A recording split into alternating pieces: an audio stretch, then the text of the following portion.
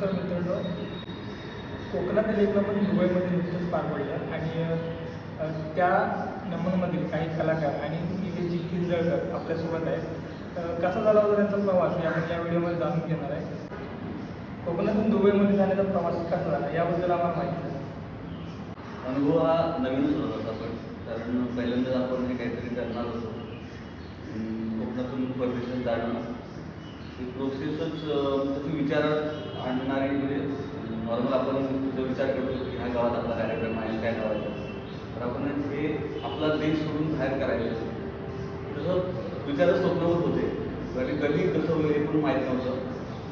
पण एक इच्छा खूप प्रबळ झाली काही काळानंतर की आपण मी जेव्हा विचार केला होता काही गोष्टींचा तर म्हटलं अजून काही वर्ष जातील या गोष्टीला कारण फायनान्शियली जर का मी स्ट्रक्चर आपण काढलं तर खूपच जास्त आहे तो विचार कसा क्लिअर होईल हा परत संधी कसा येते मनात मग पण थोडंसं मग नाही का आपण सगळे जे विचारी जे लोक आहेत एका विचारानं असतील तर ते होतं आणि मग आम्ही त्या पद्धतीनं वेग आला कामाला आमचा ते होऊन गेलं. या सगळ्यांचाच वाटा खूप मोठा आहे सगळे लोक सगळे लोक सगळ्यांनी त्या विचाराला काय बोलत नाही का ग्रीन सिग्नल दिला आणि माहीत नाही फक्त की आता आपण कसं करणार आहोत पण आपल्याला करायचं आहे. मग खालीच्या वाट्यानं प्रत्येकजण पाय मारत होता की इथे जाऊन द्या या लोकांना भेटूया काय कुठून मार्ग निघतो काय त्यात खूप काही गोष्टी झाल्या मग त्या यशस्वी झालं फायनली. आपली नमन लोककला ही आपण कोकणामध्ये आणि मुंबईमध्ये सादर करतात.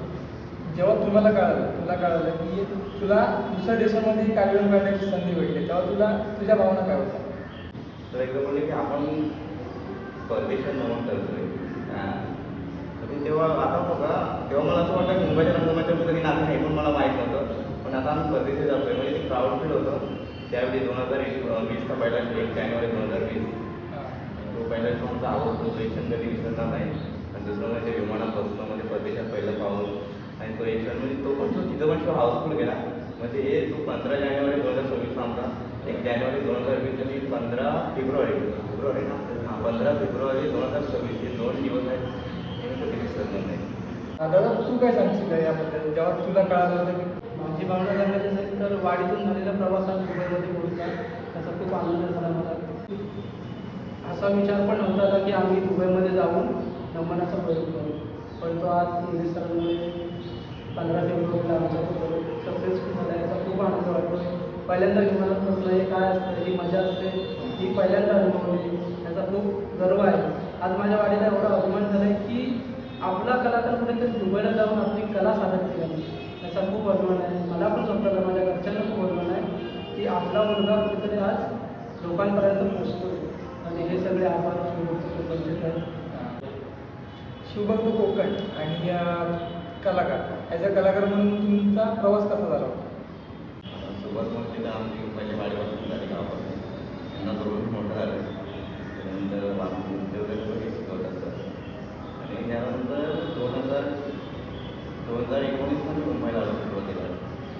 त्यानंतर गावी आता मला ते वाटलं नव्हतं आपण पुढे काय करू अकॅडमीमध्ये नंतर मग 2019ला हे सर बोलले की असं आपण चालू करतो करूया काय नमन म्हणजे त्यामुळे आता मुंबईला एकदा आपण त्यावेळी जाता येत नाही त्यामुळे ना नमन करू शकत कधी जाणार आपण कार्यक्रमाला त्यामुळे नमन होतं कार्यक्रम तर मग ते बोलले असं करूया म्हणजे सुरुवातीला असं पण वाटत होतं की आपण मुंबईच्या रंगमंचात तरी नाते म्हणून तो म्हणजे ते प्राऊड फील होता आता म्हणजे आता तेव्हा पण संघर्ष होते आम्ही चालू केला त्याच्यामध्ये आता सुरुवातीला आमचा पहिला शो पण आवडला गेला.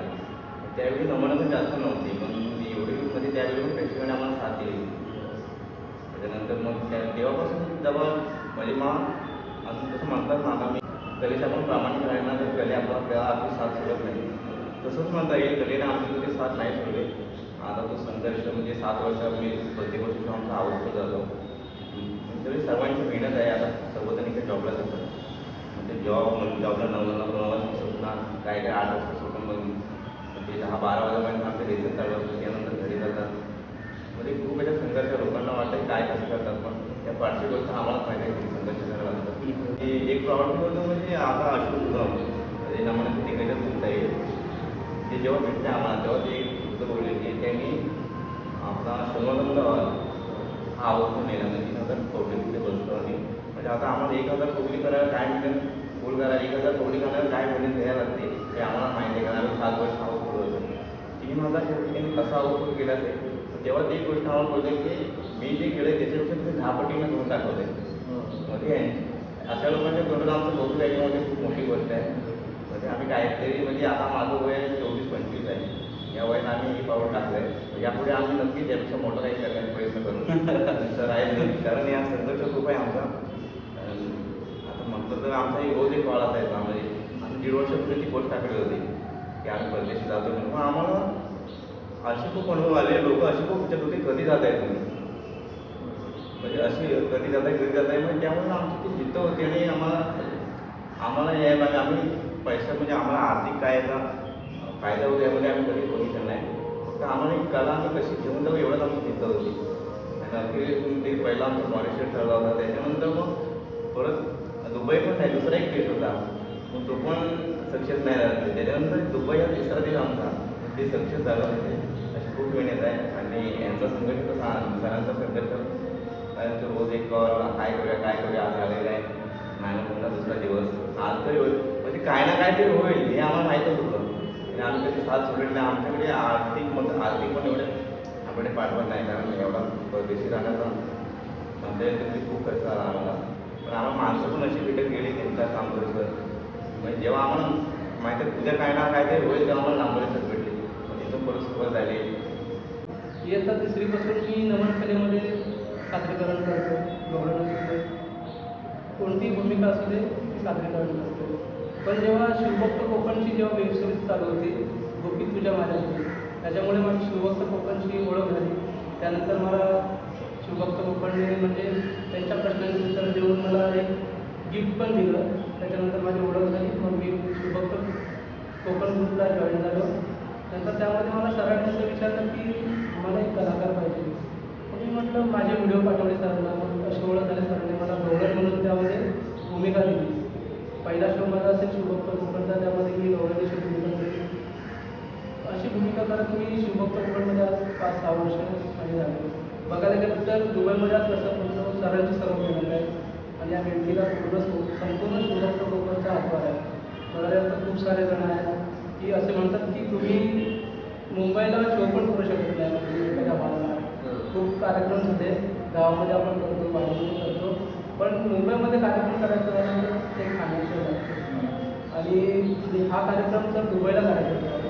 त्यामध्ये खूप सगळ्यांची भिन्नता आहे बघायला गेलं तर आणि असा विचार पण नव्हता आला की आम्ही दुबईमध्ये जाऊन नमनाचा प्रयोग करू पण तो आज इंग्लिश सरांमुळे 15 फेब्रुवारीला आमचा सक्सेसफुल झाला याचा खूप आनंद वाटतो आपल्याला दुसऱ्या देशामध्ये नमन सादरीकरण करायचं दुसऱ्या देशामध्ये जाण्याची एक प्रोसिजर असते त्याबद्दल आम्हाला काय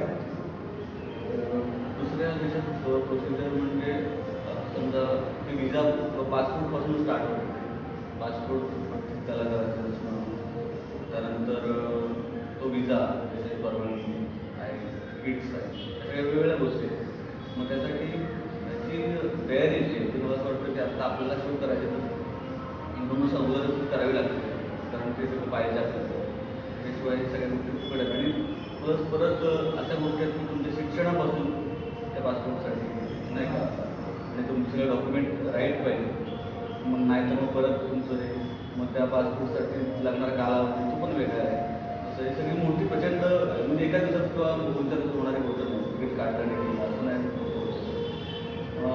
तर ती तर अडचण आहे जसं कलाकार म्हणून एक वैयक्तिक माणूस तिकडे पोचवायचा आहे तर त्या प्रत्येकाची ती वेगवेगळी सेपरेट ही गोष्ट राहील सगळं तिकीट पासपासून आणि तिकडं जर तो मॅनेज करायचा आपल्याला कार्यक्रम तर तिकडं तिकीट आणणं तिकीट म्हणजे जाणं त्या लोकांना एकत्र घेऊन येणं आणि ते मराठी असणं कारण तो प्रतिसाद त्यांना कळला पाहिजे ते मराठी लोक खूप जगात खूप चांगल्या ठिकाणी आहेत पण ते एकत्र यायला पाहिजे त्यासाठी त्यांना कन्व्हिन्स करणं मुळात नाटक झालेलं आहे बाहेरच्या देशात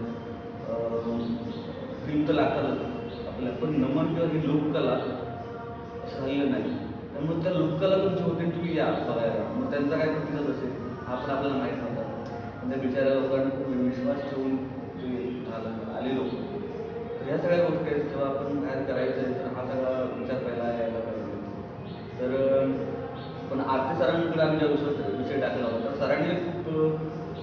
सरांनी पहिल्यापासून पॉझिटिव्ह म्हणजे सरांचं एक गोष्ट अशी आहे की त्यांनी सकारात्मक दृष्टिकोन ठेवला पहिल्यापासून. म्हणजे तुम्ही करा आणि मोस्टली अशा काही गोष्टी झाल्या की चल तुम्ही करा आणि आम्ही पण करून जायचो त्या गोष्टी. मग ते त्या लेवलला ते बस होणार तर एकच कॉल आम्ही कॉल केला तर सर तसं काय कधी करायचं हां होणार म्हणजे त्याच्यावर पुढे काय बोलायचं नाही अशा लेवलला. मग ते तशा पद्धतीने ते चाललं का पण विचारायला तिकडचे स्पॉन्सर आणि गोष्ट कशी आहे तर काही लाखांची म्हणजे खूपच म्हणजे 15-20 लाख म्हणजे आता अमाऊंट बोलू नाही पण ती प्रोसेस जसा कोण मॅनेज करतो त्याच्यावर त्याच्यापेक्षा जास्त असू शकते. दुसऱ्या देशामध्ये जाण्यासाठी आर्थिक मदत तर लागते. तर तुम्हाला मदतीसाठी कोण कोण आले होते? मदत म्हणजे आर्थिक आहे परत तिकडं मॅनेजमेंट आहे या सगळ्या गोष्टी त्याच्यात खूप नावं आहेत. म्हणजे आता आमचे खातू सर आहेत धनंजय खातू अजय खातू सर जे आता चिपळूण अर्बन बँकेचे व्हाईस चेअरमन आहेत. त्यांचा मानसिक आधार असेल किंवा पाठबळ लोकांकडून कसं पोचायचं याच्यासाठी नियोजनासाठी त्यांचा प्लॅनिंग तसं आमच्या आर्थिक सर तर पहिल्यापासून क्लीन होते आणि त्यांनी खूपच प्रचंड हेल्प केली एखाद्या माणसाकडे भेटायला जाण्यासाठी पासून.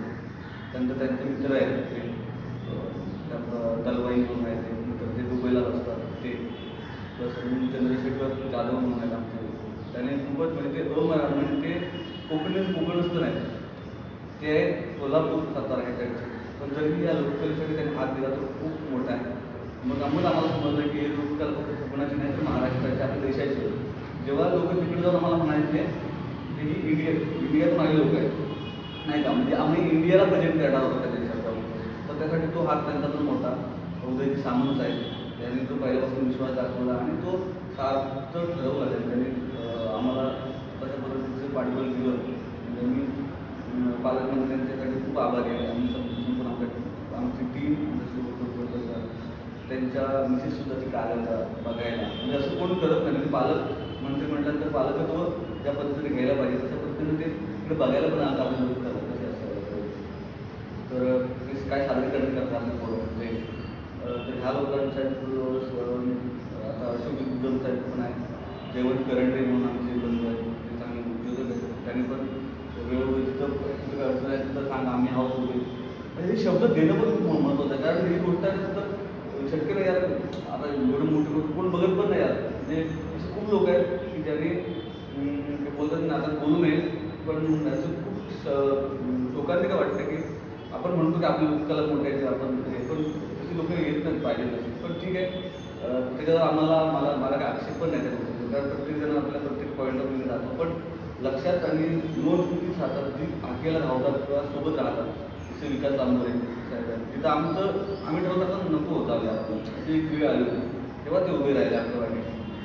आता परेश देवरूकर आहे जे आले म्हणजे आलेच म्हणजे त्याने मी हे नाही तुमच्यात ना म्हणजे त्यांनी सांगितलं ज्या गोष्टी सांगितलं मी शिवभक्तीमध्ये आहे मला सगळं बघितलं तुमचा जो मेहनत आहे तुमची जी असं म्हणाले मला कुठल्या लोकांपर्यंत नाही दिसली तुम्ही म्हणजे स्वतःच्या बाहेरून विचार करता तुम्ही पूजाचा विचार करता व्यवसाय दृष्ट्या स्टेबल होण्यासाठी.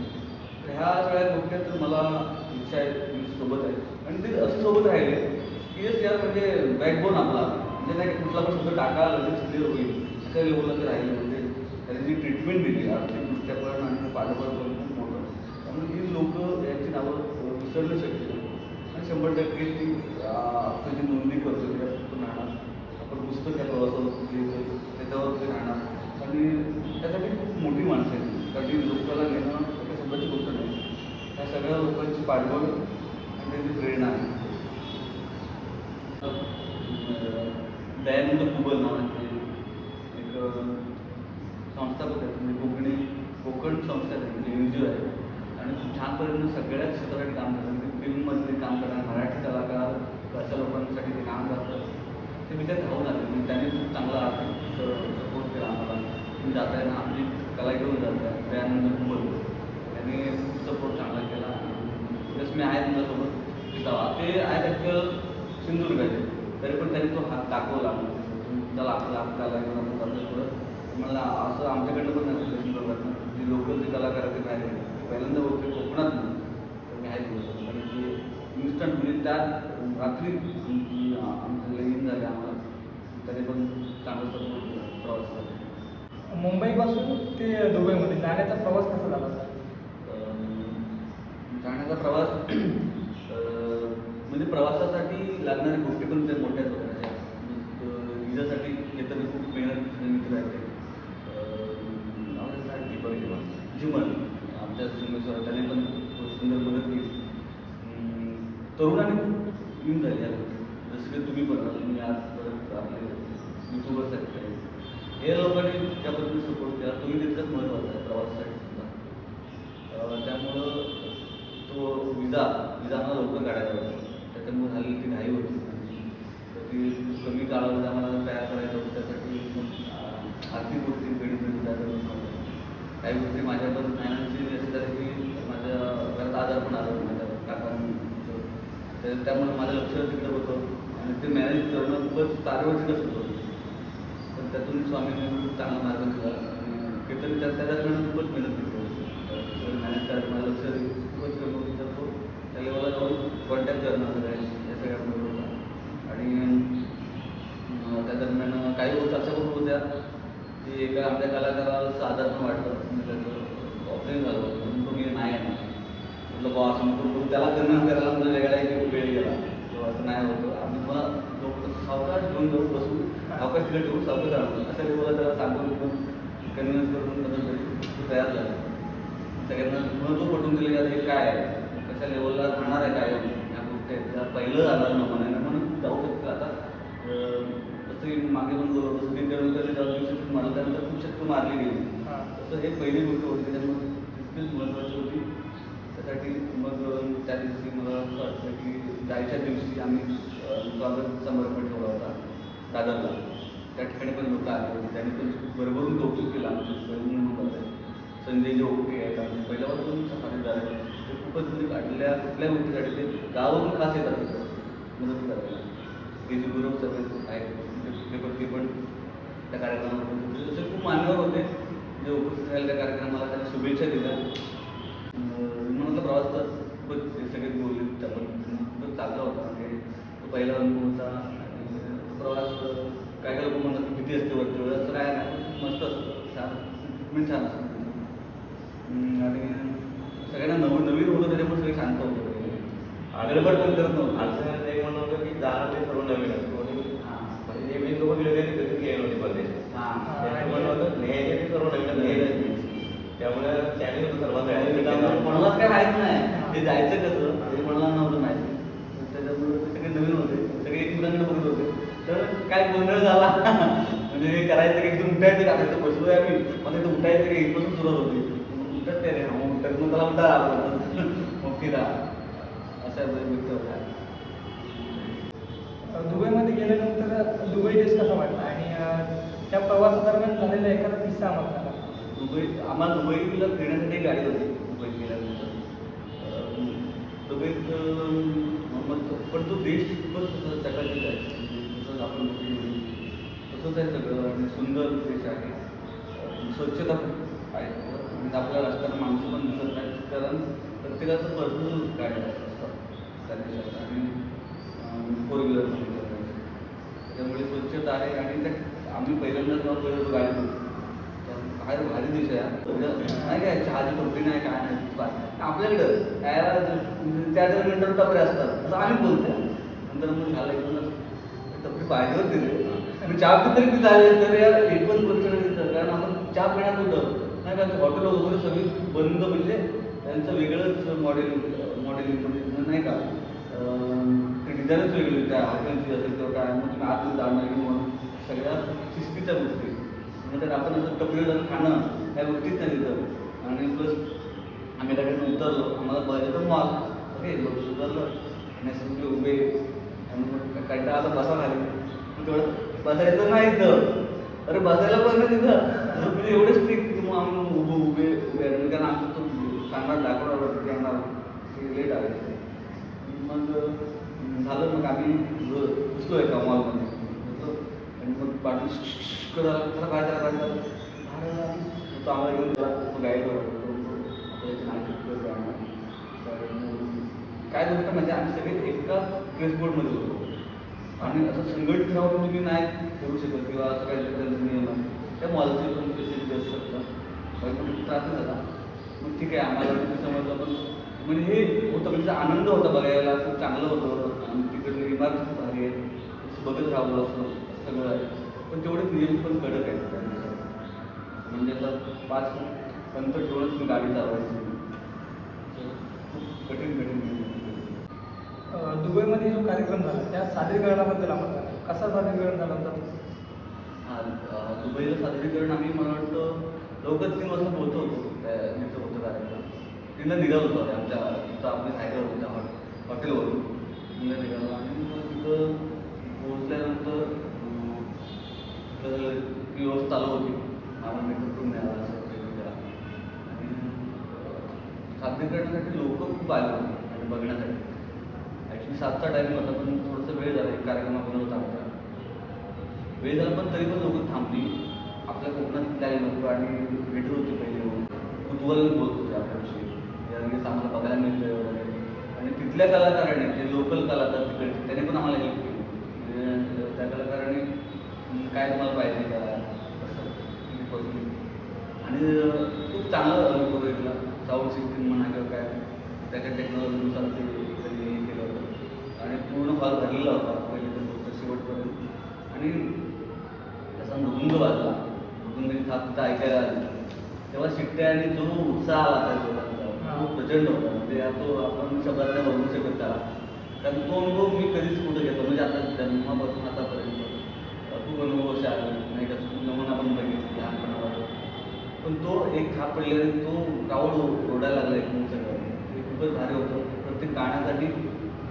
शिट्ट्या होत्या किंवा टाळ्या होत्या आणि खूप प्रचंड त्यांना रिस्पॉन्स होता अगदी तो आवाज एवढा मोठा होता काऊचा की ते आम्हाला म्हणाले की माईक घेऊन बोला असं म्हणजे आम्ही माईक घेऊन डायलॉग बोलतो कारण त्यांच्यापर्यंत पोहोचायला पाहिजे म्हणून त्यांना मिस नव्हतं करायला खूप छान सपोर्ट करता लोकांनी आणि इमोशनल पण झाली शेवटी लोक म्हणजे काही लोक पाहिले पडत होती आणि भारी वाटलं असं म्हणजे तो आमच्यासाठी इमोशनल टच होता जसं आपण बाबा फायनली आपण जे ठरलं होतं काय ते करायचं कारण सकाळपासून आहे ना असं म्हणून मी बेचैन होतो यार काय होणार आहे कसं होणार आहे टेन्शन होतं कारण ही मोठी जबाबदारी आहे नाही का आपण नमन साजरी करतो तिकडे आपल्या गावात पण तेच आपल्याला इकडे करायचं आहे लोकांना आवडलं नाही का तर मग परत कोण नमन आणणार नाही किंवा कोणाला असं इन्व्हाइट नाही करणार ते मला नको पाहिजे की यार निदान चांगलं व्हायला पाहिजे ते चांगलं व्हायला पण जो प्रतिसाद आला त्यांचा खूप प्रचंड भारी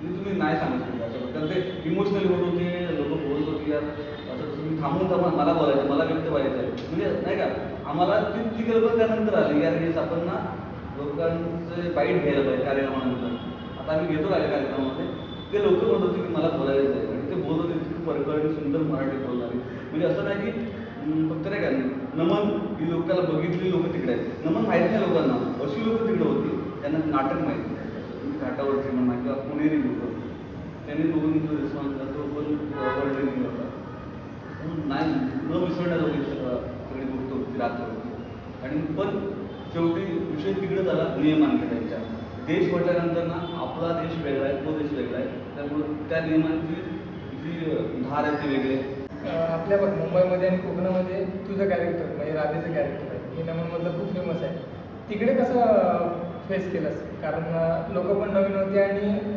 जो स्टेज होता तो पण नवीन होता बरोबर कारण स्टेज नवीन होता लोक नवीन होते म्हणजे वेगळे चॅलेंजेस होतं आपल्या सादर करण्यात आता गावापासून मुंबई तर आपले फॅन भरपूर आहे त्यामुळे त्याच्या शुभेच्छा सुद्धा होत्याच माझ्या पण तिकडे लोक कसे असेल हे आधी माहीतच नव्हतं आम्हाला एक चॅलेंज होतं तिकडे पण आता चॅलेंजमध्ये स्वप्नमध्ये आता आपण गावाला नाचतोय मुंबईच्या रंगमंचावर नाचतोय दामोदर वासारखे शिवाजी मंदिर आणि आता दुबई आणि नंतर आमच्याबरोबर 2-3 कार्यक्रम होते तर आम्ही रेडिओ होतो त्याबरोबर म्हणजे कोकणातले लोक खूपच होते तिकडे काही जर आले होते कॅरेक्टर म्हणून ते अजून कॉन्टॅक्टमध्ये झाला नंतर तो सहज मगाशी बोलली तो माहोल बंदा थाप पडल्यानंतर तर तो वेगळाच होता म्हणजे मी कधी आलो आता पण मुंबईला पण तसं माहोल नाही बघितलं तो शिट्यांचा आवाज आणि प्रेक्षक नाचत होतं पुढे जो सापडले आणि त्या दिवशी डोळ्यात पाणी आलं म्हणजे काय केलं आपण हे म्हणजे शब्दात पण सांगता येत नाही. कारण आपण दुबईसारख्या देशामध्ये नमन ही कला सादर करायला आलो होतो. पण तो माहोल पण झाला म्हणजे आता राधेचं कॅरेक्टर म्हटलं माझं सेंटरच असतो मध्ये नाचला, त्यामुळे सर्वांचं लक्ष माझ्याकडेच असतं. मी जर एक तरी स्टेप चुकलो ना तर पाठी सर्व चुकतात. सर्व मागे मी शिवाजी मंदिरला यावेळी कधी झालं असतं, कारण मी 2-3 स्टेप चुकलो त्यामुळे मी बरोबर करत होते, पण मी मध्ये चुकत असल्यामुळे यांचा पण टार्गेट जातो. त्यामुळे ते राधेचं कॅरेक्टर करणं म्हणजे तेच असतं, कारण सर्वांचं लक्ष माझ्यावर असतं. आणि खूप जण असे मेसेज येतात की आम्ही तुझ्याकडे बघत असतो. म्हणजे आता म्हणजे ते कलेचे देणंच म्हणता येईल. म्हणजे ते थोडे जो माहोल येतो म्हणजे शार येतात ते मुद्दे सापडले की अंगावर शार येतात. नंतर मी स्वतःच विसरलेलो असतो म्हणजे ते हावभाव येतात माझ्या चेहऱ्यावर.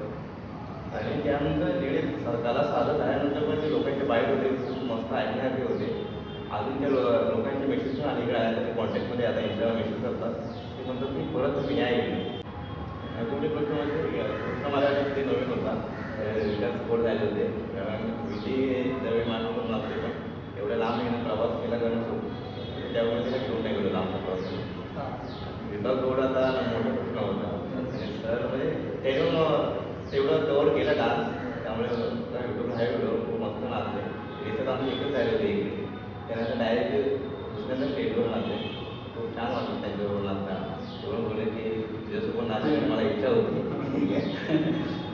ते खूप छान वाटलं म्हणजे आपलं जर कृती करता होतं आपल्याला खूप छान वाटतं. दादा तुम्ही काय सांगाल याबद्दल? तिकडची लोककला सादर म्हणजे आपली लोककला तिथे सादर करताना खूप सारे म्हणजे आधी खूप भीती वाटत होती. नवीन रंगमंच होता तिकडची लोकं नवीन होती आमच्यासाठी. आणि जेव्हा मृदंगाची ताप पडली साऱ्यांमध्ये अशा लोकांचा शिट्ट्यांचा आवाज ऐकूनच अंगात पूर्ण शहारे भरले. आणि मग जो स्टेज आपण दादरला जो आपण फेस करतो त्याच पद्धतीने त्याच ताकदीने उभं राहिलो. आमची लोककला सादर केली. पहिल्यांदा बघायला गेलं तर गवळणीच्या डायलॉग माझी सुरुवात असते आणि त्या सुरुवातीला बघायला गेलं तर त्या मालिकेला लोकांना तो डायलॉग परत परत ऐकायचा होता, कारण तो डायलॉग दुबईवरून सुरुवात होते डायलॉग. मग तिकडची लोकं बोलली की नाही माईक हातात घ्या, प्रत्येकाच्या हातात एक एक माईक दिला. मग लोकांना एवढे ते डायलॉग होते आम्हाला की लोक एवढी आमच्यावरती म्हणजे आकर्षित झाली. खूप जणांनंतर शेवटला खूप लोक म्हणायला लागले की कार्यक्रम एकदम खूप छान झाला आणि असं सादरीकरण आम्ही बघितलं नाही कधी. आणि ती लोकं अशी म्हणजे कोकणातलीच नव्हती, मुंबई पुणे या साईडची पण होती, ज्यांनी कधीच नमन बघितलं नव्हतं अशी लोकं कार्यक्रमाला उपस्थित होती. आणि त्या लोकांचा एवढा प्रतिसाद आम्हाला मिळाला की असं वाटलं की आम्ही ही कला म्हणजे जी दाखवतोय ती काहीतरी वेगळं करतो. त्याच्यातून भावना आमची अजून वाढली. नमन लोककला याबद्दल तुम्ही काय सांगाल? नमन म्हणजे काय? खूप छान प्रश्न आहे सर. म्हणजे नमन आपण खूप करतो, पण कधी कधी असं होतं की आपण त्या गोष्टीला म्हणजे विसरही पडू शकतो, कारण तो खूप मोठ्या काळखंड आहे. मला वाटतं 1700 समथिंगच्या दशकापासून ती गोष्ट अविरत चालू आहे, छोट्या मोठ्या प्रमाणात का होईना ते आजपर्यंत अविरत आहे. तर ही लोककला म्हणजे नाही का, आपण देवाला आराधना करतोय किंवा देवाला विनवणी करतोय, ज्या संकल्पनेतून स्टार्ट झालेली ही गोष्ट तशी पण. आणि यक्षगान म्हणून कर्नाटकात एक लोकपरंपरा आहे, ती पण मी मागच्या वेळेला बघितली, पण मला फक्त 2 वर्ष झाली बघितली ती. म्हणजे मला ते समजत नव्हतं, पण ज्या पद्धतीनं ते कलाकार परफॉर्मन्स देत होते, ते वाद्य त्यांचं मृदुंगासारखंच असतो, पण तो मला असं वाटतं आकार कदाचित मोठा असा असेल, पण तो ज्या पद्धतीनं वाजवल्यानंतर अंगात येत होतं, म्हणजे मला ना समजतच नव्हतं ते काय बोलत आहेत, पण ज्या पद्धतीनं ती बोलत ना एक काय म्हणतात एक ताकद लोककलेची किंवा त्या परफॉर्मन्स येत होती, तो अनुभवच विलक्षण होता. मला असं वाटतं की ती एक लोकपरंपरेचा धागा घेऊन सिंधुदुर्ग आणि आपलं कोकण आज सिंधुदुर्ग दशावतात लोक सांभाळतात आपण नमन. तर येस आपण ती प्रामाणिकतेने आपण देवीची आराधना करतो. मला असं वाटतं त्यात प्रबोधनाची धार असायला हवी. या अनुषंगाने जी बांधणी झाली असेल असं पूर्वजांनी त्या पद्धतीने जतन केले. पण अगोदरच्या काळखंडात आहे ना, म्हणजे वाचनातून किंवा ऐकून आलेली गोष्ट आहे. अनुभवातून, म्हणजे त्यात मुखवटं खूप वापरायचे. मुखवट्यात म्हणजे एखादं पात्र करायचं तर मुखवटा असेल, तो राक्षस असेल किंवा एखादं कॅरेक्टर राम असेल किंवा तो मुखवटा असेल त्याचा, तो चेहरा दिसायचा नाही. अशा लेवलला ते सादरीकरण होतं. मग त्यात कालांतराने बदल होत गेले आता खूपच. तर ही नमन कला जी आहे ती स्पेशली आराधना ईश्वरासाठी केलेली आणि त्यातून आपल्या लोकांसाठी एक सुखाचे दिवस यावेत किंवा नाही का अशा लेवलला केलेली ती कथा असावी, कथा आहे, म्हणजे त्याला नमन म्हणतात. आणि आपण गणपतीपुळा इथे गेलो की प्राचीन कोकण म्हणून आहे, तिथे देखील आहे ना प्राचीन कोकणमध्ये आपल्याला हे नमनचे मुखवटे सगळे पाहायला मिळतात एका ठिकाणी. आता तुम्ही मुखवट्याचा म्हणजे मुखवट्याबद्दल बोललात.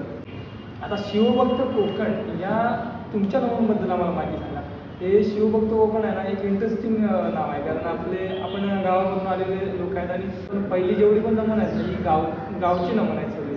आणि त्यांची तुम्ही नाव वगैरे बघितलं तर एखाद्या वाडीचं किंवा एखाद्या गावाचं नमन असेल तर ते गावदेवीच्या नावाने सुरू होतं. तर तुमचं शिवभक्त कोकण या नावाबद्दल आम्हाला सांगा आणि कधी स्टार्टिंग झाली होती? ओके. तर नमन प्रत्येक म्हणजे आता प्रत्येक जो नमन कलाकार किंवा कुठलाही कोकणातला माणूस प्रत्येकाचं कुलदैवत किंवा ग्रामदैवत हे त्यासाठी खूप इम्पॉर्टंट गोष्ट आहे. पण संपूर्ण कोकणचा जर आपण अभ्यास केला की मला नमन जेव्हा करायचं ही जेव्हा गोष्ट आली डोक्यात तेव्हा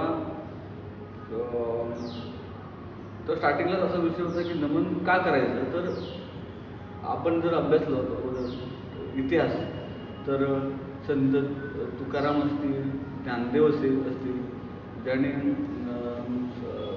संत एकनाथ आहेत, त्यांनी ह्या भारूड आणि नमन यांचा उपयोग प्रबोधनासाठी केला. ओके. तर ना मला आपल्याला प्रबोधन म्हणजे काय, मला इथली गळचेपी म्हणजे कसं नाही, इथला प्रवास स्पेशली मुंबईचा प्रवास जो दरवर्षी त्रास द्यायचा.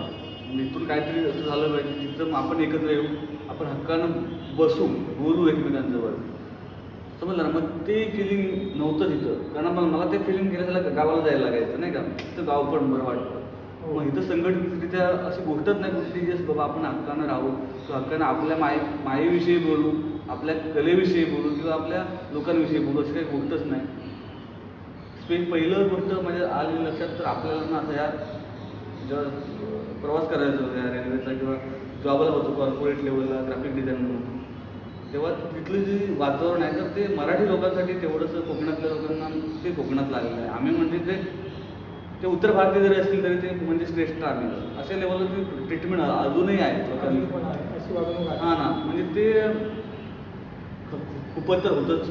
एकदा असा इन्सिडेंट झाला की तो कोकणातला कोकणी असं, तर मग ते लागलं होतं थोडंसं. काहीतरी असं झालं पाहिजे की लगेच कुठली गोष्ट होणार नाही, पण मला असं वाटतं की व्यावसायिकदृष्ट्या एकत्र यायला पाहिजे आपल्याला, ही पहिली गोष्ट माझ्या लक्षात आली. तेव्हा मग हळूहळू मग आता समजा आपण म्हटलं चला आपण व्यवसाय सुरू करूया रे, कोण तयार नाही होणार, कारण तेवढी रिस्क घ्यायची आपली ताकद नाही आणि तेवढी मानसिकता पण नाही का. आपण सांगू आणि एखादा निगेटिव्ह असेल तर तो त्याला पॉझिटिव्ह करणं आपल्या जरी एक पाऊल जरी चुकीचं पडलं तरी म्हणलं या उगाच आपण करतो असं नको व्हायला पाहिजे. तर म्हटलं एक संघटना पाहिजे ज्यातून विचार जातील, तर ते होतं म्हणजे नमन. मला असं वाटतं की नमनात आपण बोलू शकू व्यवस्थित आपली गोष्ट आणि त्या नमनासाठी एकत्र येतील लोक, आपली विचाराची देवाणघेवाण होईल, मग आपण एक पेरू आणि ते स्ट्रॉंग लेवलला राहील होतं. शिव म्हणजे आता कोकणात त्यांना खूपशा शिवाच्या मंदिर आहेत. आमच्या कसब्यात मी शाळेत शिकलो किंवा आमच्या तो तिथं पण शिवाची मंदिर असणारी खूपच मंदिर आहेत.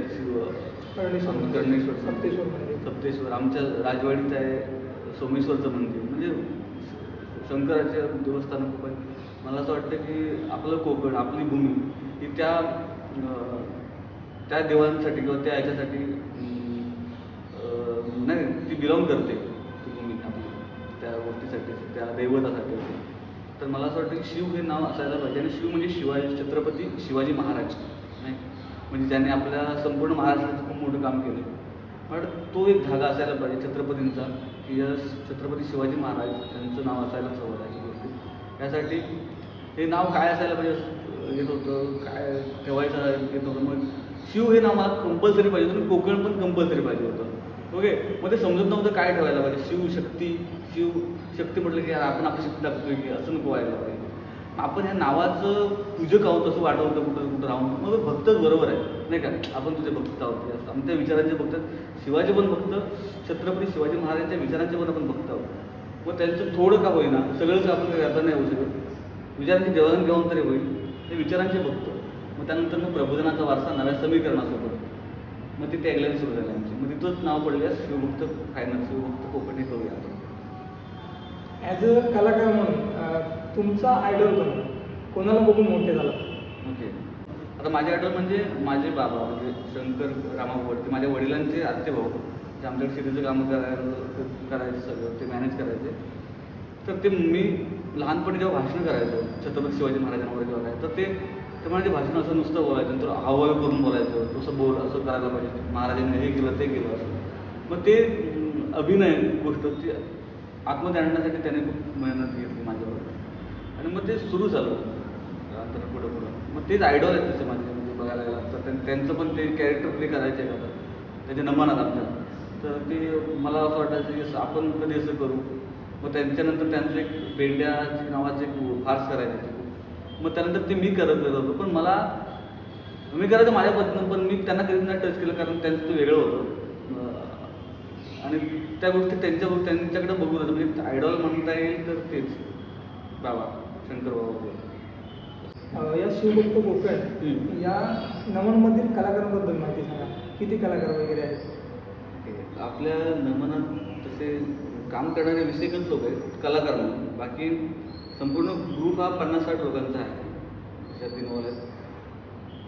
पण आता विजय जर म्हणायला गेला आपण कुठले कलाकार तुम्हाला हे वाटतात किंवा कलाकारांविषयी बोलायचं, तर मला असं वाटतं कलाकारांपेक्षा पण माणूस म्हणून ना तुम्ही एखाद्या माणसाचे कनेक्ट राहता तेव्हा ठेवणारा विश्वास त्या माणसावर, तर ती माणसं जास्त कनेक्ट राहील. म्हणजे कसं आहे, तुम्ही कुठल्या पण शाळेत जा किंवा एखाद्या ऑफिसमध्ये जा, तुम्ही लॉंग टाईम जर्नी तेव्हाच करता जेव्हा तुम्ही विश्वासानं देवाणघेवाण करता विचारांची नाही का. म्हणजे असं पण होतं तर ग्रुप सांभाळणं हा साधी गोष्ट नाही. म्हणजे सांभाळणं म्हणजे काय आपण त्याला सांभाळत नाही, फक्त आमच्यात खूपच सिम्पल गोष्ट आहे की तुम्ही तुमचं काम करा, तुमच्या कामाची दखल घेतली जाईल. तर माझा रोल तेवढाच आहे, मी दखल घेण्याचा प्रयत्न करतो. ओके, पण असंही झालं आहे की कलाकार बोलू नका नाही, म्हणजे असंही आता कलाकार तुम्ही बोलताय म्हणजे शिवभक्तमधले कलाकार तसे भारीच आहेत, म्हणजे सगळेच कलाकार चांगले आहेत, पण टिकले ते जे प्रामाणिक राहिले किंवा विचारांची देवाणघेवाण करत राहिले. असंही झालं की कलाकार पहिल्यापासून स्टार्ट झाले पण ते टिकले नाही आतापर्यंत, सोडून म्हणजे दूर गेले म्हणता येईल. काही त्याच्या कामामुळे दूर गेले किंवा काही गोष्टी अशा होतात की काय ना, आता समजा आता मी प्रमुख आहे समजा, तर ना अशा गोष्टी येतात की आपल्याला एक असं निर्णय घ्यावा लागतो. माझा मित्र आहे खूप, तुम्ही माझ्या मित्र आहात, मी ग्रुपचा भाग आहे, पण जेव्हा एखादी गोष्ट अशी होते की जी ना बाकीच्या लोकांसाठी पण ती चुकीची वाटते थोडी नाही का. आहे बरोबर तुमच्याबद्दल सगळेच माणसांना प्रत्येकाच्या पॉईंट ऑफ व्ह्यू बरोबरच असतं नाही का. तुम्ही तुमचं मत मांडताय तेव्हा तुम्ही तुमच्याबद्दल मांडताय असंच आहे, पण एक ग्रुप करताना ना किंवा ह्या लोकांना सोबत घेऊन चालतंय आपण, कारण ना तेव्हा त्या लोकांचं जे पण काही गोष्टी आहेत त्या पण आपल्याला तितक्याच महत्त्वाच्या वाटतात. म्हणजे मग त्या छोट्या छोट्या गोष्टी असतात त्या महत्त्वाच्या, मग त्या गोष्टींना किंवा त्यांच्या नियमांना त्यांच्या काही गोष्टींना जर का थोडंसं टेस्ट लागण्याची गोष्ट होत असेल तर ती माझ्या मित्र लोकांना पण मी माझ्यापासून दूर झाले. असं पण झालं हे सांभाळताना. जे कलाकार होते छान मित्र होते, पण ते जास्त मला ते बरोबर नाही वाटत आहे किंवा ते जमत नाही, कारण ते बाकीच्या कलाकारांना पण ते थोडंसं लागण्यासारखं होऊ शकतं. तर तसं पण झालं. त्यामुळे हे कलाकार हे शिवभक्त कोकण म्हणते ते जे आतापर्यंत 6 वर्षात ते असे लोक आहेत की ती चांगलं केलं. म्हणजे आता मंदार खांबे म्हणून आमचा एक आहे जो कॉमेडी करतो चांगली, तर तो करताना म्हणजे असंच आमच्याकडे सरांनी बघितलं होतं, त्याला हा खूप भारी करतो. तर अशी लोक आहेत जी आले ज्यांचं असं बघून पण वाटतं हा भारी करतो यार असं कुठंतरी वाटतं. मग त्या लोकांना आपण इन्व्हाइट केले, इन्व्हिट केले. काही कलाकार असे आहेत की 5 वर्षापासून स्टार्ट आत्तापर्यंत तेच काम करत आहेत, त्यात डेव्हलप झालं कलाकारांमध्ये. ही चांगली गोष्ट आहे की तो पहिला कलाकार तसाच नाही. आता आमचा अनिल जो आहे तो खूप गोष्टी करतो, म्हणजे नाही का, तो वेशभूषा करतो नाही का. म्हणजे आता साड्या नेसवणं नाही का, तिथं लेडीजच पाहिजे, पण इथं ही आमची मुलं करतात, विकास हे करतात. म्हणजे त्यांनी त्यांच्या पद्धतीने एक प्रोफेशन केलं त्यांचं नाही का. आता संगीतासाठी सचिन भडवलकर जो आहे, एकनाथ दिखे सर, हे खूप म्हणजे मोठंच नाव पहिल्यापासूनच मोठं होतं. म्हणजे त्याच्यासाठी आपण काय केलं त्याने आमच्यासाठी केलं असं मी 100% बोलेन. म्हणजे असं म्हणजे या कलाकृतीसाठी केलं खूप काही, खूप त्याने वेळ दिला खूप चांगला. आणि प्रत्येक नमनात तर ते गाणी बनतात, ते गाणे बनायच्या आधी खूप वेळा रिजेक्ट होतात ते गाणे. मग ते होईल का, वाजेल का हे बघून नंतर मग ती गाणी तयार करतो. म्हणजे आता आपण चल गाणं वाटतं म्हणून घ्यायचं अशातला भाग कधीच नाही होत. मग तेव्हा झालं काय सर, सचिन भडवलकर नावाचा एक माणूस, एक छोटासा मुलगा जो आपल्यासोबत येतो, जो चल ठीक आहे मला वाजवता येतं एवढं त्याला माहीत होतं. तो असा डेव्हलप होतो की त्याला जे आता अशी लोक बघतात त्याच्याकडे कलाकार म्हणून खूप, म्हणजे हा मास्टर आहे, ऑर्गनमधला मास्टर सचिन भडवलकर. अशा लेवलला बघतात तेव्हा ते समाधान वाटते, अरे आपले कलाकार अशा लेवलला बघतायत, आपल्या लोकांकडे बघतायत. म्हणजे कल्पेश आहे, जाधव पण म्हणजे सगळं प्रामाणिकपणाचं लक्षण आहे सगळी, की आपण आपल्या कलेशी प्रामाणिक राहिले. कीर्तनी मगाशी बोलला तसंच ती सगळीच लोक, कीर्तन आहे, मदन आहे, आमचा वैभव आहे, साहिल डिके आहे, प्लस विजय आहे घरवेकर, छोटी कृष्णाचं काम करते ती, प्रथमेश घोड आहे जो पहिल्यापासूनच कनेक्ट आहे सगळ्या प्रवासात, कृष्णा गोसावी आता जॉईन झाले, जे नाटकामध्ये पण काम करतात. म्हणजे याने विश्वास ठेवला खूप चांगला आणि तीच लोक आता कंटिन्यू आहेत आपल्यासोबत.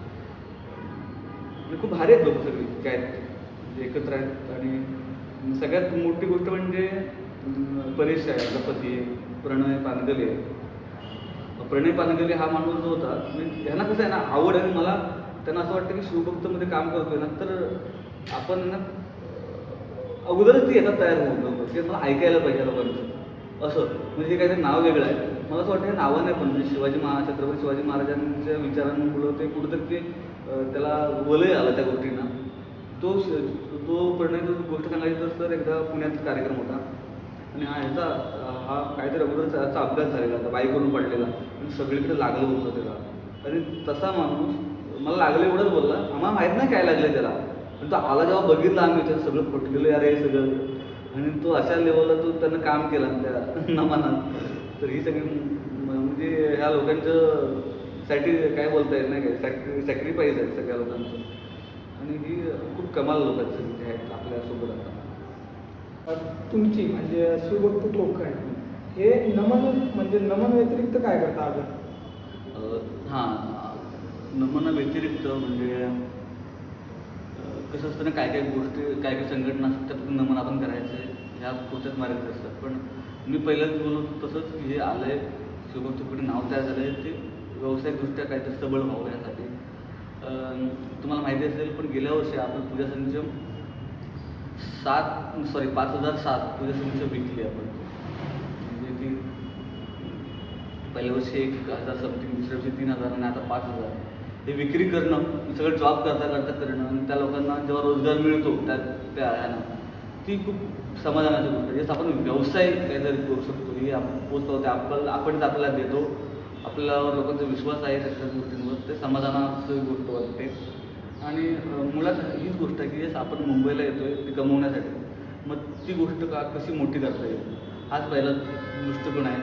मग ती प्रेरणेतूनच हे सगळे लोक एकत्र आहेत. म्हणजे जेव्हा आता कसं असतं ना, आता आपण नमना जातोय तर मग घरातून पण चिडचिड असू शकते, यार काय जातोय आपण कमवायला आलं नाही काय करतोय काहीतरी. पण ते तसं नाही, इथं आपण व्यावसायिकदृष्ट्या कसं त्याच्यात ते गुण डेव्हलप होतील मुलांमध्ये. कारण आता आपण शिकायचं तर शिक्षण झालेलंच आहे, मग त्याला पुढं त्याला कोणा शिकायचं तर अशी पण मंडळी आहेत आपल्याला की शिक्षणासाठी त्याला हेल्प करतात, तो अजून पुढे शिक, काही स्पर्धा परीक्षेसाठी कर, असं पण आहेत मुलं. स्पर्धा परीक्षांचा विचार शिवभक्तमध्ये होतो, जे आता कुठं होतो काय माहीत नाही मला, पण असे आमची मुलं स्पर्धा परीक्षेचा अभ्यास करतात. त्याचं पण खूप भारी वाटतं मला ते. त्याचा आपण विचार करू म्हणजे ते चांगलं आहे, तर आपण विचार करून ते अंमलात कसं आणता येईल त्यासाठी विचार होतो. आता पुढचं आता उपक्रम बोललात तर मी स्पेसिफिक तेच उद्योजक जे आहेत त्यांना एकत्रीकरण करणं, त्याच्याविषयी काय करता येईल तोच आपल्याला. आणि कोकणातून आपले कोकणातील लोक जिथं आले ते जास्तीत जास्त आता कसं परत जातील, गावाकडे राहतील, ह्यासाठी आपल्याला काय करता येईल ह्यासाठी प्रयत्न आता आहेत. जे काही गोष्टी आहेत त्या आता पुढं हळूहळू येतीलच, जे आता आम्ही डिस्कशनमध्ये किंवा चर्चेत आहेत काही गोष्टी, त्या व्यावसायिकदृष्ट्या आपण काय करता येईल शिवभक्तसाठी तर त्या गोष्टी आहेत. आणि त्याचं खूप भारी वाटतं, सगळे शिवभक्त खूप खुश आहेत आणि सगळे शब्द पाळतात. या नमन लोककलेने तुम्हाला काय दिलं? म्हणजे खूप, म्हणजे आता मी तुमच्यासमोर बसलो हेच मोठं आहे नाही का, आता ते त्याच्यामुळे आहे. ज्या इंटरव्ह्यूला बोलतात लोक किंवा हे सगळं होते नमनांमुळेच. नमनाने खूप ओळख दिली, प्रेम दिलं लोकांचं, नका शब्द दिले आणि खूप काही दिलं. म्हणजे आता इथं आल्यानंतर शिवभक्त कोकण हे मला आता तसं पण माझं मूळ वाटतं नाही का. म्हणजे आता जरी पण आता एखादी गोष्ट आपण तयार करतो त्याला जपायला पाहिजे असं वाटणं, तर ती गोष्ट येणं आणि ती एवढी मोठी होणं म्हणजे ॲक्च्युली ती गोष्टच नाही पण ती अशी दिसते यार नावाला ओळखतात लोक या, तर ते दिलं त्या नमन कलेनं दिलं तसं पण. म्हणजे जास्त काम म्हणजे आता शिवभक्त पूजा संच पण आहेत, अदर गोष्टी पण आहेत, पण त्याच्यापेक्षा नमनामुळं लोक जास्त ओळखायला लागले नाही का. लोक शिवभक्तकडे नाव लोकांपर्यंत पोहोचलं आणि मला स्पेसिफिक व्यक्त होता आलं. मला असं व्यक्त व्हायला खूप आवडायचं. म्हणजे मी जेव्हा अगोदर गावातून आमच्या नमन करायचो, वाडीतून आमच्या, तेव्हा पण चांगला प्रतिसाद होता. तिथं मला घडता आलं नमनामुळे, वाडीतल्या नमनामुळे. तिथं मला त्या सगळ्यांचेच उपकार आहेत जे माझ्या वाडीतले लोक आहेत, त्यांनी मला संधी दिली. त्या म्हणजे माझ्या वडिलांपासून सगळे लोक जे वडील उद्धारे आहेत लोक, त्या सगळ्यांनी विश्वास ठेवला. आणि मुळात मी शाळेत पण ते करायचो नमन नाही का, नमनाच्या गोष्टी.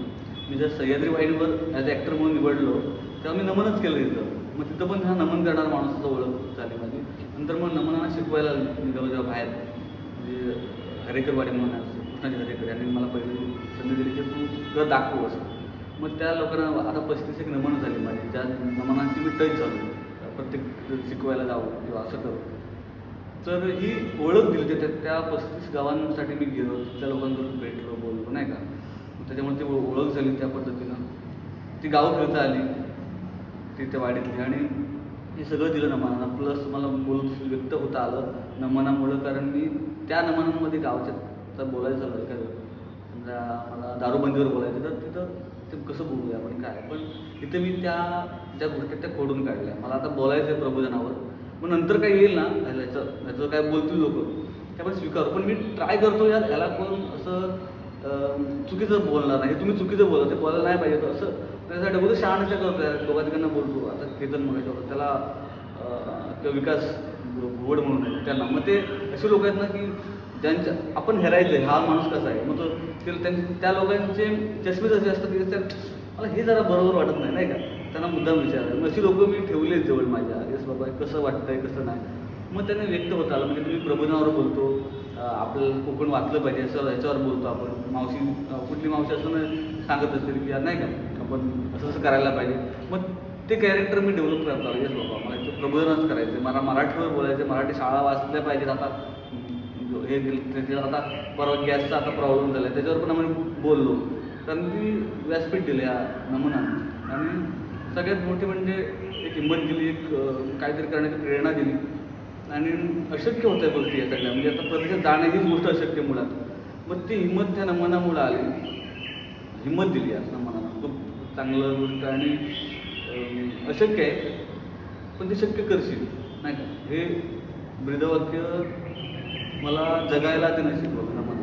आता आपल्या नमन लोककलेमध्ये नवीन नवीन कलाकार येतात, नवीन नवीन कलाकार उदयास येतात, त्या कलाकारांना एखादा संदेश. ओके, आता तुम्ही नमनांशी खूपच कनेक्ट आहात माझ्यापेक्षा पण जास्त, तुम्हाला सगळीच नमन माहीत आहे. खूप लोकांचं तुम्ही बोलता पण ते पण मी छान वाटतं तुमच्याविषयी, स्पेशली बोलाल देखील बिरगड ज्या पद्धतीने लोकांपर्यंत पोहोचतं ही साधी गोष्ट नाही, कारण तुम्ही तुमचा वेळ देता यार त्या लोकांचं जाणून घेता, ही तुमची पण मोठी सेवा आहे सर तसंही. मग त्या तुमच्या माध्यमातून आम्हाला ते कलाकार कळतात यस हा खूप भारी आहे. तर मला असं वाटतं की नमन कला करताना मला असं त्या लोकांनी यायला पाहिजे सगळ्यांनी, म्हणजे ज्याला ज्याला वाटतं नमन जोपासायला पाहिजे त्यांनी सगळ्यांनीच आपला खारीचा वाटा द्यायलाच पाहिजे या गोष्टीत. पण कुठंतरी ना त्याला तो आपला जो बाज आहे तो पूर्वापार आलेला बाज आहे तो तुटणार नाही यासाठी पण दक्षता घ्यायला पाहिजे. जसं की मृदुंग आहे किंवा प्रबोधन आहे, म्हणजे पहिलं तुम्ही जर बघाल तर ना प्रबोधनासाठी गाणी असायची जी दोघंजण यायची, कोण समथिंग कोणतरी कॅरेक्टर, आणि ती गाणी बोलायची. म्हणजे तू हुंडा मला मागतो किंवा ह्याच्यावर सासूचा दास झाल्यास तू नेला वगैरे अशा लेवलची गाणी असायची, ती गाणी बोलायची. त्यातून लोकं हसायची, प्रबोधित व्हायची. तर मला असं वाटतं की तो प्रबोधनाचा धागा धरूनच आपण पुढे जायला पाहिजे, ना की कोणतरी काहीतरी करते म्हणून ती मला कॉपी करायला पाहिजे. ते तसं नसायला हवं. कॉपी तर करायलाच पाहिजे ना, म्हणजे चांगलं आहे तुमचं कॉपी होणार 100%. पण मला काहीतरी बोलायचं आहे, ही भाषा ही वेगवेगळी असली तर अजून मजा येईल आणि नमन वाढेल अजून, नाही का, लोकांचा बघण्याचा दृष्टिकोन वाढेल. तोच प्रकार राहणार नाही. आणि पूर्वापार आलेलं पारंपरिक नमन या जपण्यासाठी ते कलाकार काय करू शकतात? त्या कलाकारांनी पूर्वापार आलेलं जर नमन आहे तर त्यासाठी हेच पहिलं तर जेंट्स लेडीज होतात, तर ही गोष्ट आहे. तर मग त्या गोष्टी बाबा आपलं एक नमनाचा बाजच वेगळा आहे. म्हणजे तुम्ही जर का बघाल तमाशात जे लेडीज जेंट्स जेव्हा तमाशा करतात लावणी, तेव्हा तो प्युअर लेडीजच वाटतो यार, तो त्याचा देहबोली पण लेडीज होते, बरोबर का नाही. पण तुम्ही नमनात बघाल तो एक रांगडेपण आहे ना, स्त्रीत्वाचा पण मग तो तसा राहत नाही. म्हणजे ही वेगळीच गोष्ट आहे.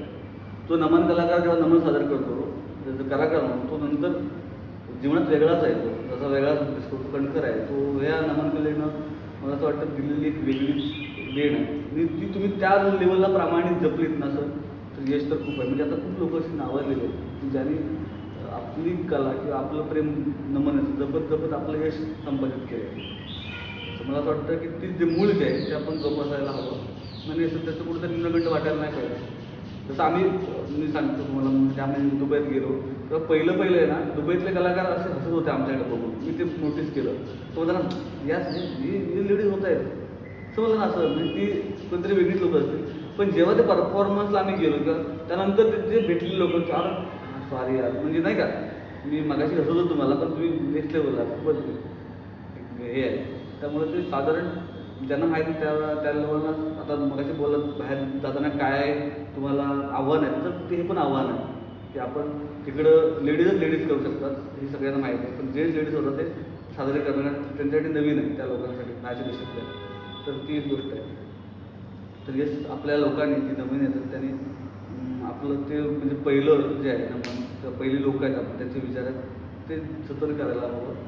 आणि त्यानंतर मग प्रबोधनाच्या भागात धरूनच कार्यक्रम करायला हवा. कोकणातील एखादं नमन दुबईसारख्या देशामध्ये बाहेर गेलं आणि पहिला मान पटकावलं. यापुढे देखील एखादं दुसरं नमन आहे ना बाहेरच्या देशामध्ये सादरीकरण होईल, त्या नमन मंडळांना तुम्ही काय सांगाल? नाही, त्यांच्यासाठी शुभेच्छा सर. कारण मुळात ही गोष्टच अशी होती की पहिल्यापासूनच म्हणजे ज्या बाहेर तुम्हाला पण बोललो की हे आम्ही जात नाही, आपलं सगळं कोकण जाते आहे अशा लेवलला. तर मग ही कौतुकाची गोष्ट आहे आणि जायला पाहिजे सर. जाईल तेव्हा नमन कळेल लोकांपर्यंत कोकण कळेल आणि कोकणाचं कल्चर कळेल. त्यामुळे खूप शुभेच्छा. जिथं अडचण असेल बाबा हे कसं करायचं काय असतं त्यासाठी 100% आपण सोबत असतो. त्यांच्या कुठली मीटिंग असेल बाबा असं आहे काय करता येईल, तर त्यासाठी आपण समोर जाऊ.